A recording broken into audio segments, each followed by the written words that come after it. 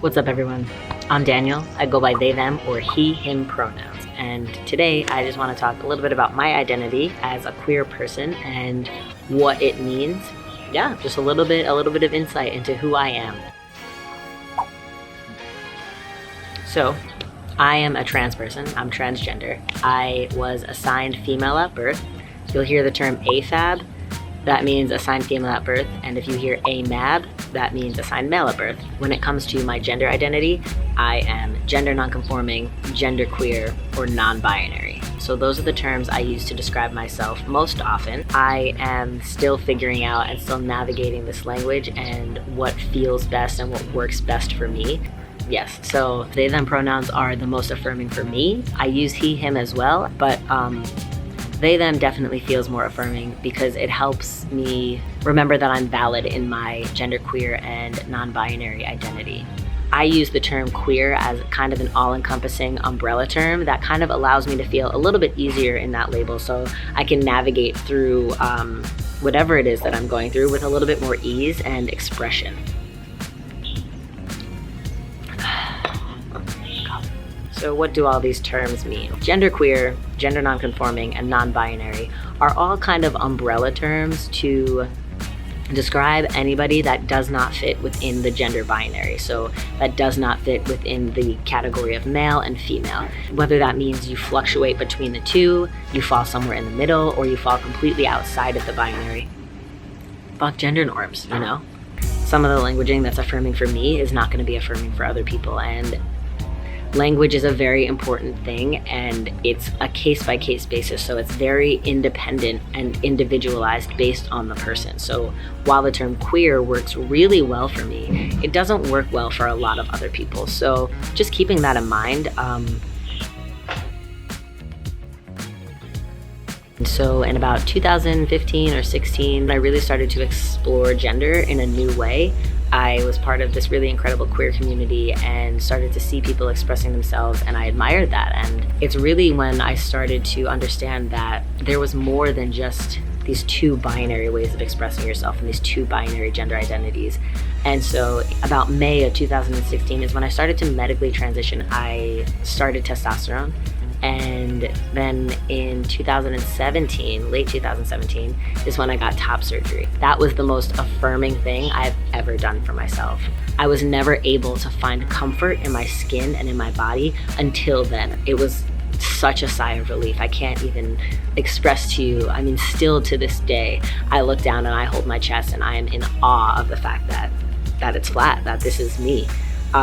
While I'm so grateful to be taking on this more masculine appearance and to be able to have made that shift and continue to change my body in ways that feel really good for me, it can be a little bit of a struggle sometimes presenting very masculine, but still not identifying within a binary of male. So I find a lot of times the more I start to present as a male and the more masculine my body becomes, I'm again just put into this one lane that doesn't feel quite right. Talking about how these labels can feel very restrictive and don't allow for a lot of exploration within your identity and within your expression of your gender.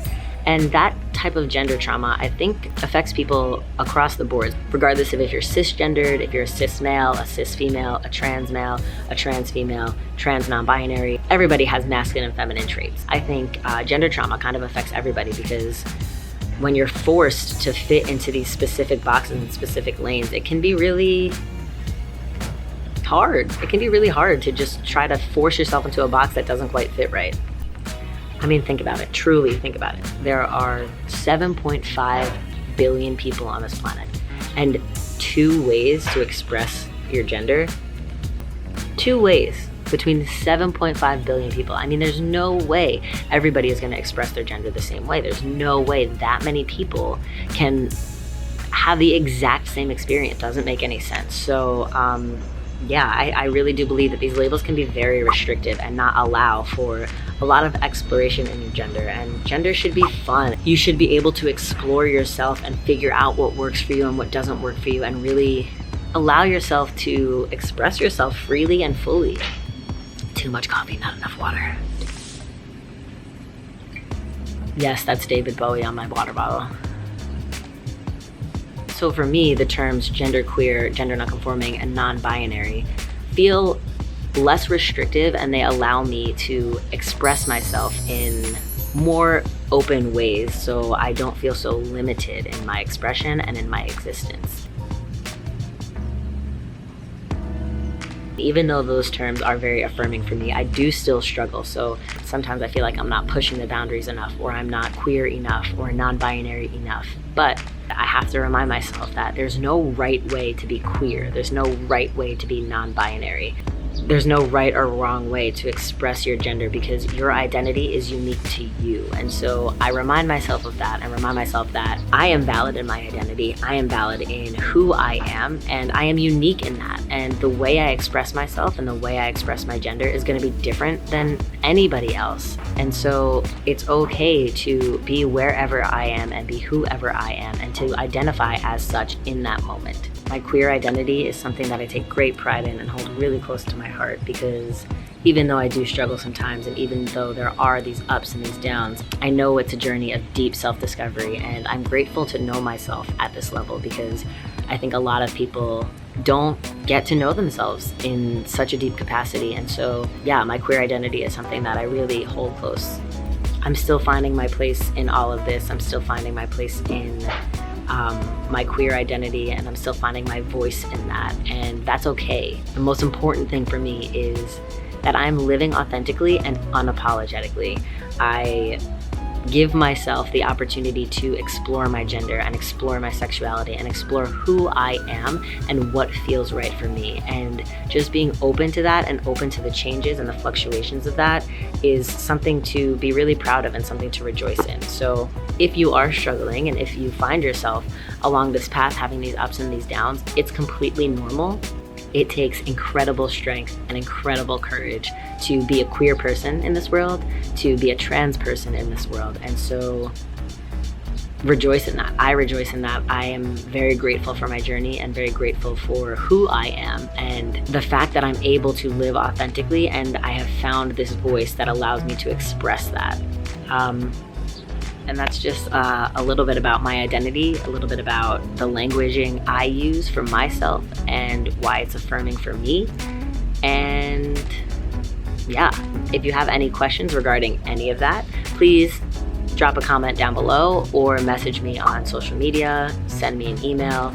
I'm available at any of those outlets. You can find my Instagram and my email down below, or just drop a comment. Don't forget to subscribe to the channel. So press the big red button and turn on post notifications.